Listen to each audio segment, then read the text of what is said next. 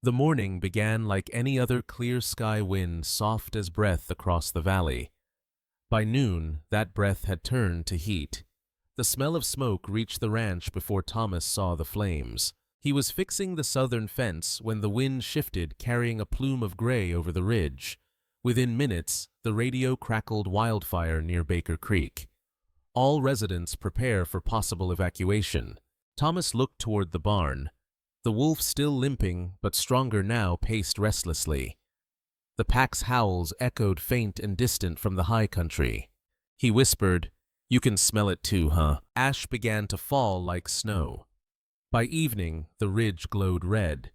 The fire moved fast, fed by wind and dry grass. Thomas loaded what he could into his truck fuel cans, tools, feed. But the sheep, hundreds of them, crowded the lower pasture, terrified by the scent. He had no time to move them all. The power went out. The valley roared with wind. Flames crawled down the slope like living things. The air burned his lungs. Thomas ran to the barn. The wolf was awake. Hackles, raised eyes fixed on the ridge. When Thomas opened the door, it didn't retreat. It stared straight past him toward the pasture. For a moment, he thought the animal might bolt. Instead, it turned back toward him and gave a short, sharp bark, almost like a command. He followed its gaze. The sheep. Thomas grabbed his coat, coughing through smoke. "All right," he rasped. "Let's do this together." They ran. Out in the open, the fire's glow painted the sky blood orange. The flock had split, some pushing against the fences, others bolting uphill where the danger was worse. Thomas shouted, waving his arms. His guard dogs barked and circled, trying to turn the herd. Then, through the chaos, came a sound he didn't expect, a low, rising howl cutting through wind and panic. The wolf. The animals froze. Every sheep's head turned toward that voice, ancient and commanding. Thomas took the moment. He whistled sharply, driving them toward the safe canyon where irrigation lines formed a barrier of damp ground. The wolf loped alongside, limping but tireless, herding from the other side like she'd done it all her life. Flames leapt across the upper slope. Sparks rained down. Thomas's sleeve caught an ember. He slapped it out. The wolf coughed, eyes gleaming through smoke. They reached the canyon's mouth as a gust sent fire over the ridge. Thomas opened the irrigation gates. Water surged, flooding the trench. He drove the sheep inside, shouting until his voice broke. Then he turned and saw the wolf still outside, trapped behind a collapsing fence. "Damn it!" He sprinted back, heat blistering his skin. The wolf whined, paw tangled again, this time in broken, fladry wire, half melted by fire. He yanked at it, ignoring pain as sparks stung his hands. The wire snapped. The wolf stumbled free, and together they dove through the mud as a burning beam crashed behind them. Water hissed. Steam filled the air. When Thomas opened his eyes, they were both alive, soaked, shaking, lying side by side in the shallow ditch. The fire swept past, roaring overhead, but sparing the canyon. He coughed, laughed once, then fell silent. The wolf stood first, shaking off ash. It looked down at him, eyes reflecting both flame and moonlight. He whispered, "Guess we're even now." By dawn, the ridge was blackened. The valley smoked like a dying forge. Thomas rose slowly, every muscle aching. Around him, the flock grazed nervously on wet soil. The wolf limped to the edge of the canyon and howled. Another answered from far, far away. Thomas felt something break loose inside him, a weight he hadn't realized he carried. All the anger, all the fear that had ruled his life burned away with the ridge. He looked at the animal and said softly, "Go home." The wolf lingered, uncertain.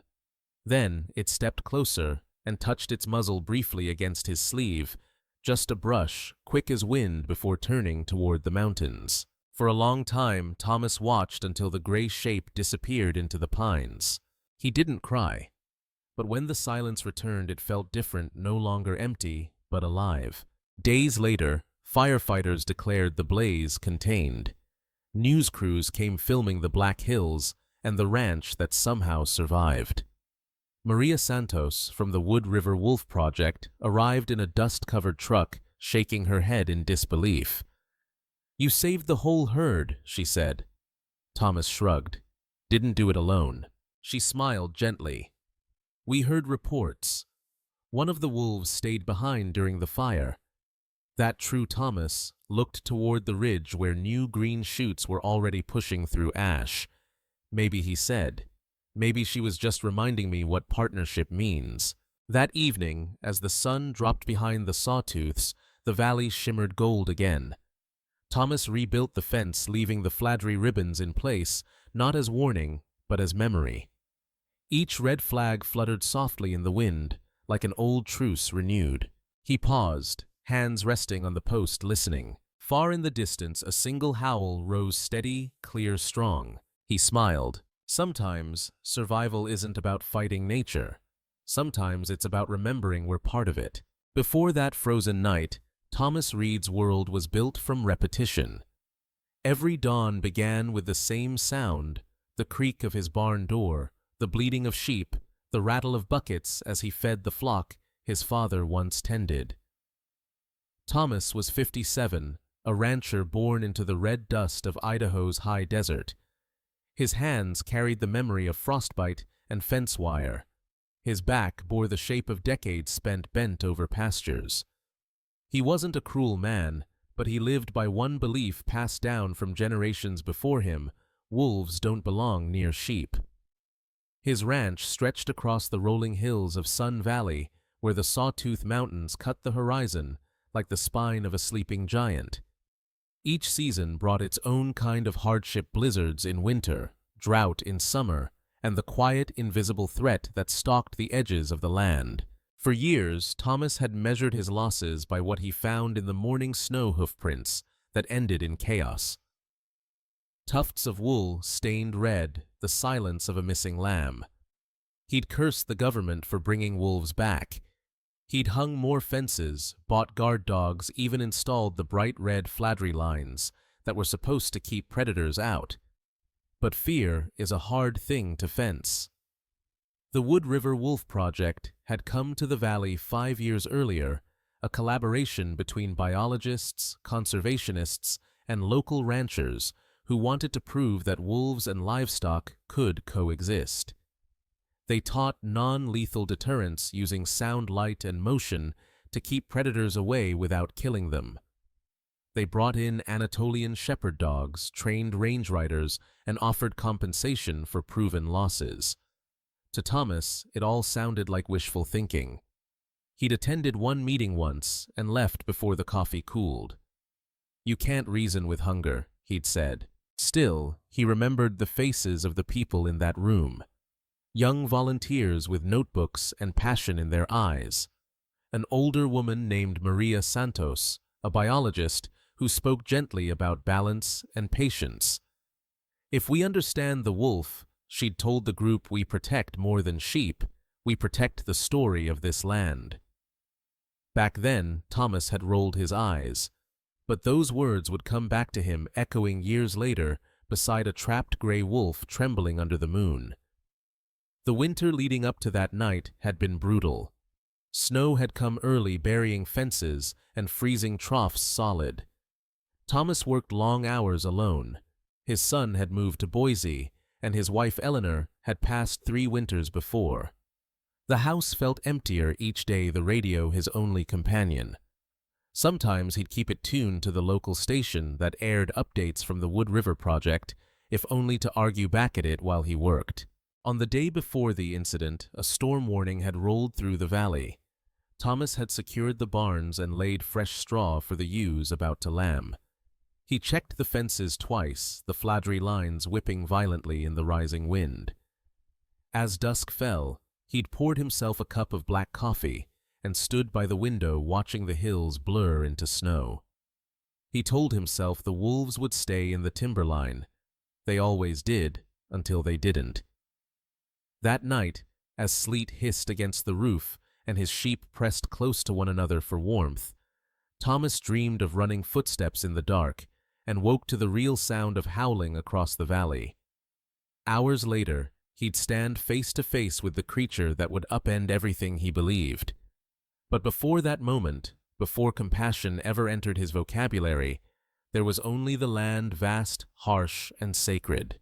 When Thomas Reed reached the northern pasture that night, the storm had already half buried the fence in snow. The lantern light wavered, throwing shards of gold across the ribbons of fladry that snapped and screamed in the wind. And there, just beyond the posts, lay the gray wolf. Its back leg was tangled tight in wire. Every time it struggled, the red flags flashed like blood against the white ground. The animal panted, hard breath steaming in the cold. One eye glinted yellow under the light, the other was half closed with exhaustion. Thomas's first thought was anger. "You finally got yourself caught," he muttered. For years he'd imagined this moment proof that the predator that haunted his fields could be stopped. He raised the rifle hand steady despite the chill. But the wolf didn't snarl. It whimpered, low, broken. The sound didn't belong to a monster, it belonged to something that wanted to live. He hesitated. The storm hissed louder, swallowing the valley. Snow gathered on the rifle barrel. For a long minute, Thomas stood between instinct and something he couldn't name. Then he lowered the gun. He spoke softly, as if to calm a spooked ewe. "Easy now. You're not gonna hurt me, are you?" The wolf's ears twitched. It blinked, chest heaving. Thomas crouched, inspecting the wire. It was tight, too tight to slip free. Blood had frozen around the metal. He tried to remember what the biologists had said at that meeting years ago: never approach a trapped predator alone. But there was no one else. The nearest neighbor lived 6 miles away, and the storm had cut the road. He tried calling the county ranger on his old radio static. He looked back at the animal. Its paw twitched weakly. Its eyes followed him not with rage, but with trust, born from desperation. He took off his gloves, reached for the wire cutters hanging on his belt. "All right," he whispered. "Let's see if I can fix what we humans broke." The moment his hands neared the wolf flinched and snapped teeth missing by inches. Thomas froze. Their breaths clouded the space between them. Then he noticed something. The wolf wasn't aiming to bite. It was warning, frightened, cornered. He moved slower this time, murmuring nonsense words the way he used to talk to lambs. "It's okay. Easy now." Easy. With each cut, the tension loosened. The wolf stopped trembling. When the final strand fell, the animal collapsed in the snow, leg shaking. Thomas expected it to run, but it didn't. It stayed there, sides rising and falling, too weak to stand. He looked back toward the house. It was a long walk through whiteout wind. The animal would never make it. He made a choice that would change everything. He lifted the tarp from his truck bed, wrapped the wolf carefully, and carried it 40 pounds of muscle fur and wildness across the frozen field.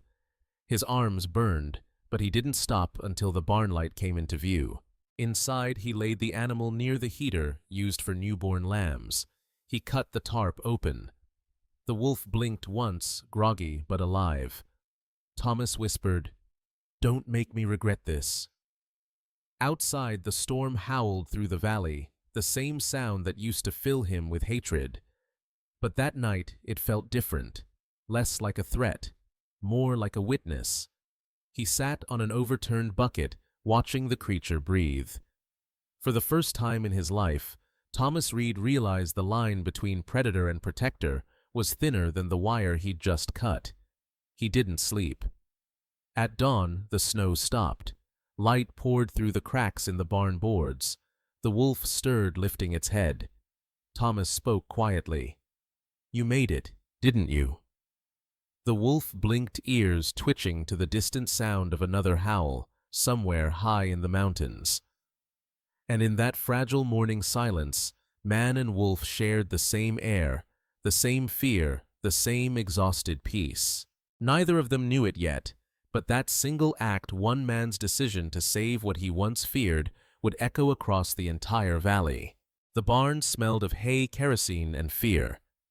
Thomas Reed hadn't slept since the storm began. He sat beside the heater, boots caked with snow, staring at the wolf that now lay curled on a pile of straw meant for lambing season. Its breathing was shallow, steady, but strained. The wound on its leg looked angry and raw. Thomas poured a bit of antiseptic over the cut. The wolf jerked, snarling weakly, then went still again. "Yeah," Thomas murmured. "I'd growl too if someone poured this stuff on me." He tied a clean cloth loosely around the wound. The wolf's fur was thick silver gray, with a darker saddle along the back. In the dim light, it looked less like a monster and more like something sculpted from smoke and frost. Hours passed. Thomas boiled water on the portable stove, poured it into a bowl, and set it near the heater. The wolf's nose twitched, sensing the warmth. He spoke softly, mostly to himself. "I don't even know why I'm doing this. Maybe it was the silence of the valley. Maybe it was Eleanor's voice echoing in his head, the way she used to say, 'Mercy costs less than bullets.' Whatever the reason, he stayed. By morning, the snow outside had stopped. Light filtered through cracks in the wood, painting thin bars across the straw. The wolf stirred and tried to stand, trembling. Its paw slipped. It fell again. Thomas reached instinctively to help, then remembered what he was touching. He pulled back, muttering, "You've got to do this on your own, friend." The animal met his gaze for a moment, then rested its head back on the straw. Its tail, hesitant, uncertain, moved once. Not a wag, just a twitch, as if acknowledging the truce. That day, Thomas rationed his sheep feed, leaving a bit of raw meat on a pan near the heater. The wolf sniffed, crept forward, and ate without taking its eyes off him. Outside, the valley glistened white and still. The radio finally crackled to life. Roads closed until noon. Wildlife team delayed due to avalanche risk. Thomas exhaled. "Guess it's just you and me for another night." By the second evening, the wolf's breathing had steadied. It could lift its head, ears flicking at every sound, the clank of chains, the bleat of distant sheep, the whistle of wind slipping through the cracks. Thomas read aloud from an old newspaper just for the noise. He didn't know why. Officials say non-lethal methods reduce livestock losses by more than 90%. Huh. He glanced at the animal. Maybe they were right. When the lantern flickered, he reached over to adjust it. For a moment, his hand hovered inches from the wolf's muzzle. He could feel its breath, hot, wild, alive. He pulled back quickly. "Don't make me get attached," he whispered. The next morning brought visitors, not human ones. A magpie perched on the rafters, chattering. Through the cracked door, Thomas saw 3 sets of paw prints in the snow beyond the fence, fresh circling once, then disappearing into the woods. "The pack's looking for you," he said quietly. "You got family out there." The wolf limped to the door, sniffed ears, pricked.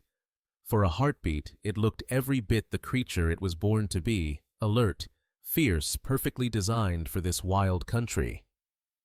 Thomas's chest tightened. He remembered a younger version of himself, angry at the sight of such prints, blaming every loss on them. Now, he wasn't so sure. He fetched the radio again. "County Ranger. This is Reed Farm, North Valley. I've got an injured gray wolf leg caught in fladry wire. She's alive, stable." Static. Then a faint reply. "Copy that. Team can reach you tomorrow morning. Hold position. Do not release or relocate." Thomas looked at the wolf. Tomorrow. One more day. That night, the temperature dropped to -15. The heater sputtered. The fuel was almost gone. Thomas bundled himself in an old coat and sat near the straw pile, humming low. The wolf shifted closer, not enough to touch, but close enough to share warmth. Hours later, a thud outside shattered the silence. The barn door shook. Thomas grabbed his flashlight and froze. 2 glowing eyes stared back from the dark. Another wolf. It stood at the edge of the yard, snow crusted on its muzzle. It didn't growl, it just watched, silent and still. The injured wolf raised its head, emitting a low, answering whine. Thomas whispered, So you're not alone after all. The wild visitor lingered for a few seconds, then disappeared into the white. He exhaled, heart racing. Somewhere deep inside, fear gave way to something else, awe. Dawn came pale and brittle. The rescue team hadn't arrived yet. Thomas stepped outside, scanning the horizon. Endless snow, no tire tracks. When he returned to the barn, the wolf was standing, limping but upright. It turned toward him, steady and silent. Thomas smiled faintly. "Looks like you don't need me much longer." The wolf tilted its head as if understanding. Then, without warning, it stumbled and nearly collapsed. He caught it by instinct, steadying its weight. For the briefest moment, his hand rested on its shoulder muscles, trembling beneath thick fur. Then the wolf straightened and pulled away, choosing dignity over dependence. Thomas nodded once. Fair enough. Outside, wind carried the faint sound of another howl, distant waiting. He whispered, "Soon." And as he watched the animal rest again under the golden light of dawn, Thomas knew this wasn't just survival. It was a quiet kind of forgiveness, written in paw prints and patience. The morning began like any other clear sky wind, soft as breath across the valley. By noon, that breath had turned to heat. The smell of smoke reached the ranch before Thomas saw the flames. He was fixing the southern fence when the wind shifted, carrying a plume of gray over the ridge. Within minutes, the radio crackled wildfire near Baker Creek. All residents prepare for possible evacuation. Thomas looked toward the barn. The wolf, still limping, but stronger now, paced restlessly. The pack's howls echoed faint and distant from the high country. He whispered, "You can smell it too, huh?" Ash began to fall like snow. By evening, the ridge glowed red. The fire moved fast, fed by wind and dry grass. Thomas loaded what he could into his truck, fuel cans, tools, feed. But the sheep, hundreds of them, crowded the lower pasture, terrified by the scent. He had no time to move them all. The power went out. The valley roared with wind. Flames crawled down the slope like living things. The air burned his lungs. Thomas ran to the barn. The wolf was awake, Hackle's raised eyes fixed on the ridge. When Thomas opened the door, it didn't retreat. It stared straight past him toward the pasture. For a moment, he thought the animal might bolt. Instead, it turned back toward him and gave a short, sharp bark, almost like a command. He followed its gaze. The sheep. Thomas grabbed his coat, coughing through smoke. "All right," he rasped. "Let's do this together." They ran. Out in the open, the fire's glow painted the sky blood orange. The flock had split, some pushing against the fences, others bolting uphill where the danger was worse. Thomas shouted, waving his arms. His guard dogs barked and circled, trying to turn the herd. Then through the chaos came a sound he didn't expect, a low rising howl cutting through wind and panic. The wolf. The animals froze. Every sheep's head turned toward that voice, ancient and commanding. Thomas took the moment. He whistled sharply, driving them toward the safe canyon where irrigation lines formed a barrier of damp ground. The wolf loped alongside, limping but tireless, herding from the other side, like she'd done it all her life. Flames leapt across the upper slope. Sparks rained down. Thomas's sleeve caught an ember. He slapped it out. The wolf coughed, eyes gleaming through smoke. They reached the canyon's mouth as a gust sent fire over the ridge. Thomas opened the irrigation gates, water surged, flooding the trench. He drove the sheep inside, shouting until his voice broke. Then he turned and saw the wolf still outside, trapped behind a collapsing fence. Damn it! He sprinted back, heat blistering his skin. The wolf whined, paw tangled again, this time in broken, fladry wire, half melted by fire. He yanked at it, ignoring pain as sparks stung his hands. The wire snapped. The wolf stumbled free, and together they dove through the mud as a burning beam crashed behind them. Water hissed. Steam filled the air. When Thomas opened his eyes, they were both alive, soaked, shaking, lying side by side in the shallow ditch. The fire swept past, roaring overhead, but sparing the canyon. He coughed, laughed once, then fell silent. The wolf stood first, shaking off ash. It looked down at him, eyes reflecting both flame and moonlight. He whispered, "Guess we're even now." By dawn, the ridge was blackened. The valley smoked like a dying forge. Thomas rose slowly, every muscle aching. Around him, the flock grazed nervously on wet soil. The wolf limped to the edge of the canyon and howled. Another answered from far, far away. Thomas felt something break loose inside him, a weight he hadn't realized he carried. All the anger, all the fear that had ruled his life, burned away with the ridge. He looked at the animal and said softly, "Go home." The wolf lingered uncertain. Then it stepped closer and touched its muzzle briefly against his sleeve, just a brush, quick as wind, before turning toward the mountains. For a long time, Thomas watched until the gray shape disappeared into the pines. He didn't cry, but when the silence returned, it felt different, no longer empty, but alive. Days later, firefighters declared the blaze contained. News crews came filming the Black Hills and the ranch that somehow survived. Maria Santos from the Wood River Wolf Project arrived in a dust-covered truck, shaking her head in disbelief. "You saved the whole herd," she said. Thomas shrugged. "Didn't do it alone." She smiled gently. "We heard reports. One of the wolves stayed behind during the fire."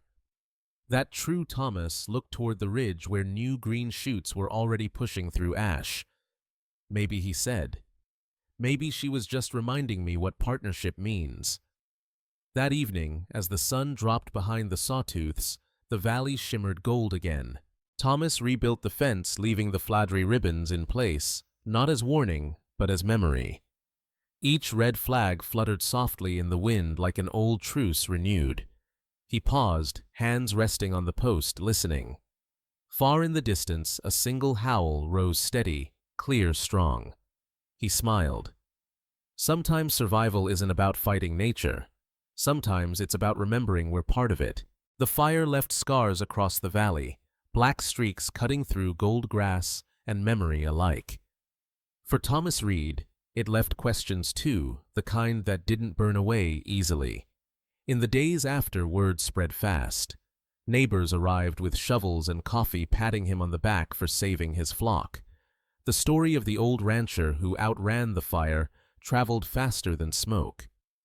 But then someone added a detail that changed everything. They said he hadn't been alone. By the end of the week, a county truck pulled into his driveway. Two officers stepped out, one from Idaho Fish and Game, the other from the Forest Service. Behind them stood Maria Santos' clipboard, in hand, her expression calm but unreadable. "Mr. Reed said the taller officer we've received reports you had direct contact with a wild gray wolf during the fire." Thomas exhaled. "If you're asking whether she was there, yes. But I didn't plan it that way. Did you handle the animal physically?" He hesitated. "I freed her from wire, treated a wound, and let her go." The officer scribbled. "That qualifies as illegal possession of a protected species, even temporarily." Maria stepped forward quickly. "Hold on. The situation was an emergency. He prevented harm to livestock and wildlife." The officer nodded, still writing. "We'll file a report for review. No fines yet, but he'll need to attend a compliance hearing." When they left, Thomas stood on the porch watching their taillights fade. He wasn't angry, not exactly. More like hollow. He whispered to the empty air, "Good deeds don't always pay in this world." The following week, the hearing took place in town. Inside the small county hall, the air smelled of dust and old wood. A few ranchers sat in the back, arms crossed. At the front, a banner read, "Community Forum Wolves and Coexistence." Maria spoke first, projecting calm authority. She presented data from the Wood River Wolf Project. Since 2008, over 100 ranchers have participated in non-lethal deterrence. Livestock losses remain under 1% annually. Mr. Reed's actions prevented both animal suffering and property damage. Murmurs rippled through the crowd. Then, a familiar voice rose. Hank Miller, Thomas's longtime neighbor. "So, what now?" Hank said, leaning forward. "We're supposed to thank wolves for not eating us. That thing could have killed him." Thomas turned. "She didn't. That's luck, not proof." The room erupted in whispers. The moderator banged a gavel. "Please keep order." Thomas stood slowly, removing his hat. His voice was low but steady. "I spent my whole life hating wolves. Thought they were nothing but trouble. But when the fire came, that wolf didn't take my sheep. She helped me save them." He paused, scanning the faces. Farmers, scientists, reporters. "I'm not saying we should feed them or pet them. I'm saying maybe it's time we stop treating them like enemies. They belong here as much as we do." Silence. Then Maria added softly, "Coexistence doesn't mean surrender. It means understanding." The moderator cleared his throat. Noted. "The board will review and issue recommendations." When Thomas stepped outside, the evening air felt lighter. Reporters snapped photos asking for quotes. He ignored them all and looked toward the dark line of mountains where he knew the pack still roamed. Days turned to weeks.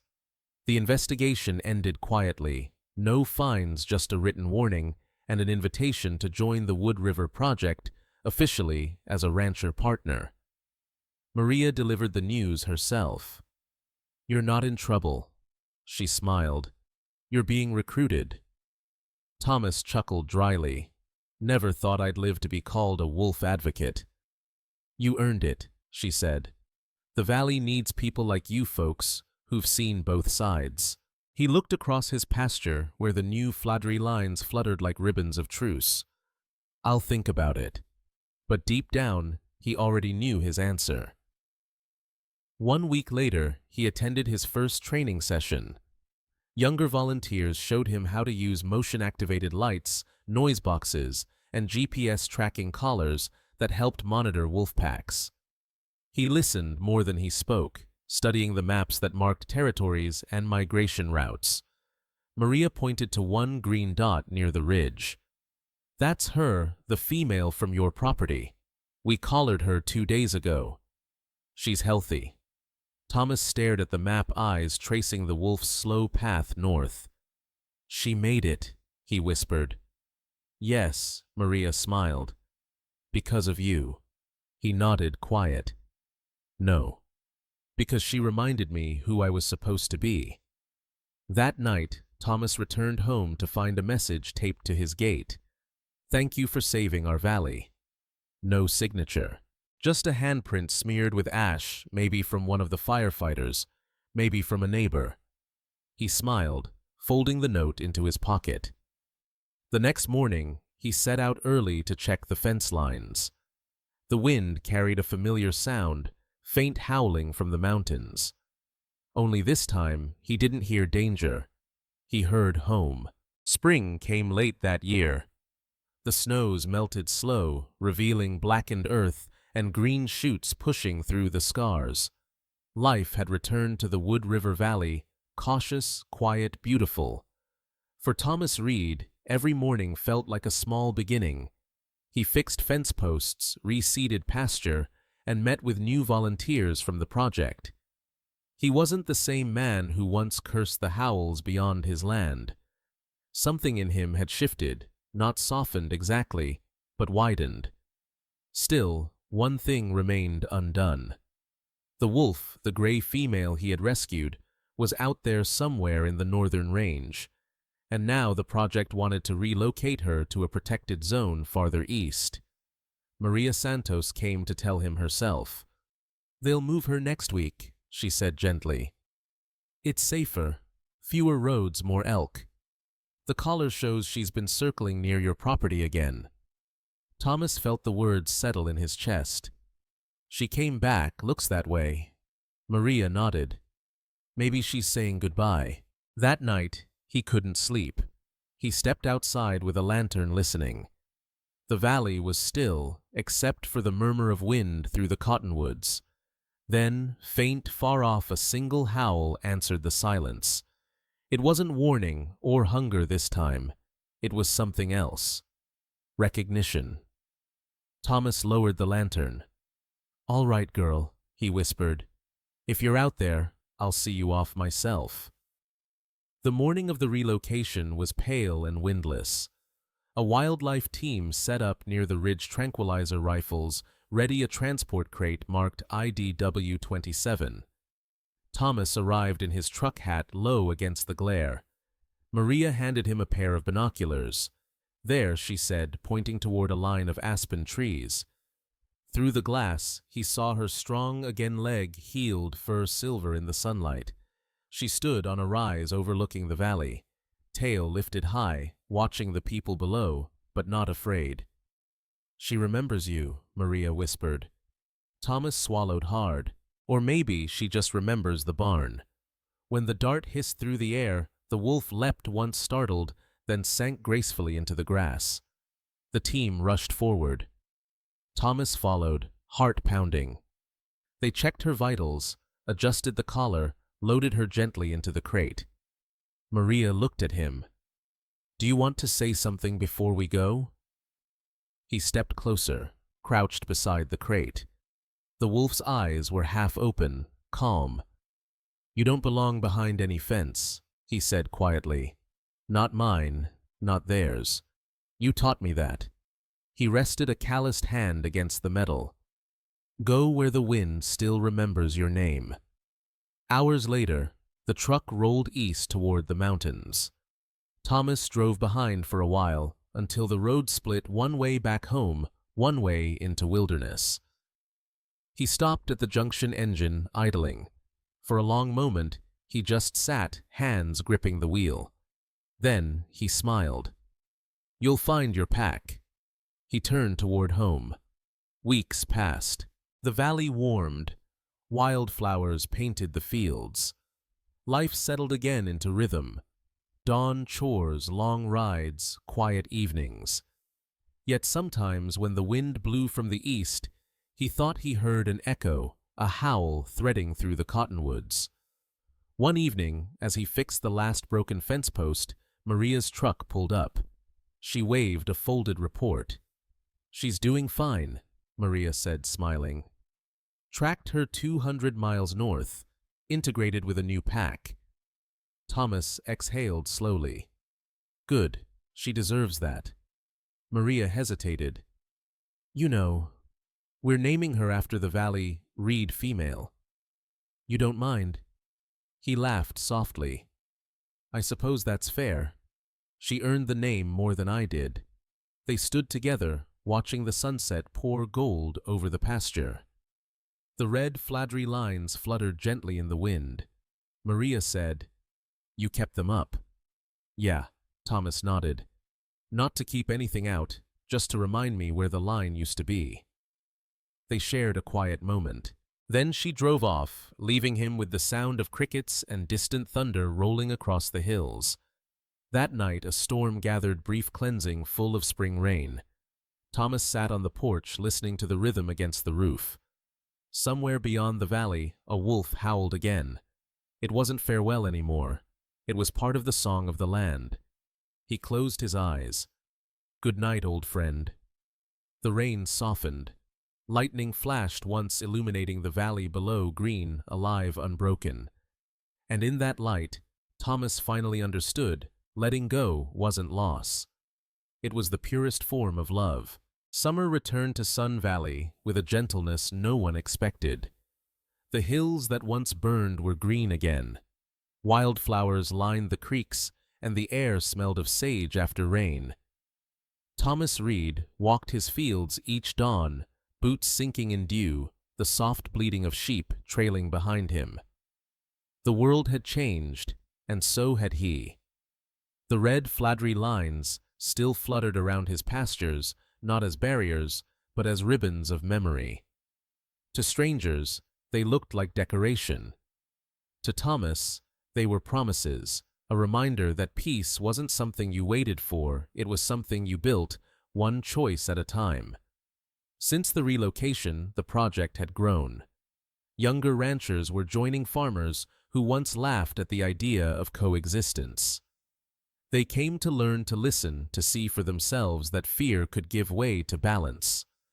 Maria often visited clipboard in hand boots, muddy a grin that carried the weight of long days in the field. Losses this season, she'd ask. Thomas would tap his notebook. 1 lamb, probably coyote. Less than 1% like you said. She'd smile. You're proof it works. He'd shrug, glancing toward the distant ridges. No. The wolves proved it. I just stopped fighting what I didn't understand. That autumn, the Wood River Project held a small community gathering a celebration of the valley's recovery. Banners hung between cottonwoods. Kids painted cardboard cutouts of wolves and sheep side by side. The smell of roasted corn and coffee drifted through the air. When Maria stepped up to the microphone, her voice carried across the field. Coexistence isn't perfect. It takes patience, vigilance, and humility. But every success begins with someone willing to see the world differently. Tonight, we honor that courage, the courage to change. Then she called Thomas to the stage. The crowd clapped, some familiar faces, some new. Thomas removed his hat and looked at them, ranchers, volunteers, park rangers, scientists.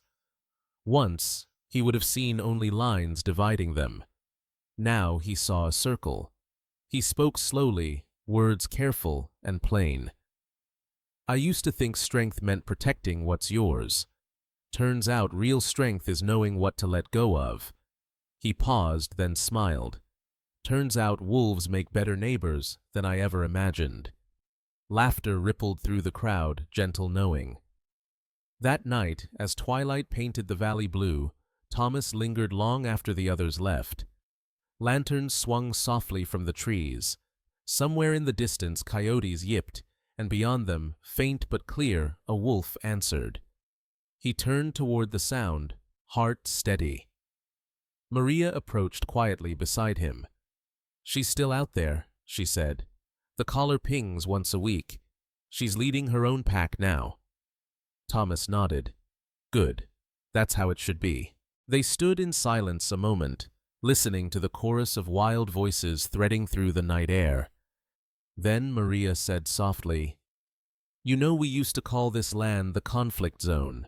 Now we call it the coexistence corridor. Thomas smiled. Has a better ring to it. Weeks later, the first snow fell again, thin, glittering soft as breath. Thomas sat on the porch, cup of coffee, steaming, watching flakes drift over the hills.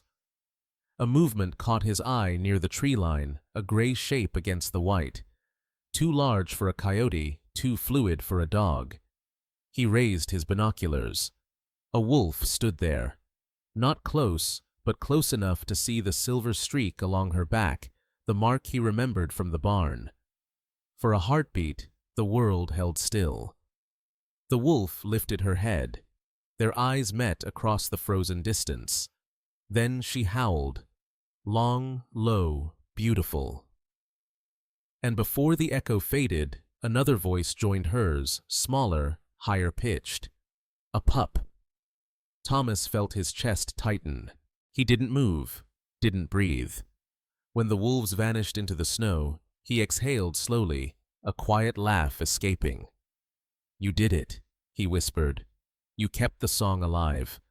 That night, he wrote a letter to the project to be read at the next meeting. I once thought the land belonged to me. Now I know I belong to it. Every creature here, every howl and heartbeat is part of the same story. Thank you for reminding me how to listen. He signed it simply, Thomas Reed, Sun Valley Ranch. When dawn broke, the sky was the color of ash and gold. The wind carried a faint echo from the mountains, not haunting this time, but hopeful. And as light spilled over the valley, it seemed the land itself exhaled, healed, whole, alive again.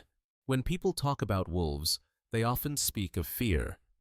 But fear is only the first page of the story, never the ending. In Sun Valley, one man learned that protecting life isn't always about drawing lines or building fences. Sometimes it's about crossing them. Thomas Reed began as a rancher at war with the wild. He ended as a witness to what coexistence can look like when compassion leads the way. The Wood River Wolf Project didn't erase conflict, it transformed it. Through science, patience, and empathy, an old valley found new rhythm: red flags instead of rifles, shepherd dogs instead of traps, voices instead of silence. And in that rhythm, something remarkable happened. The land itself healed.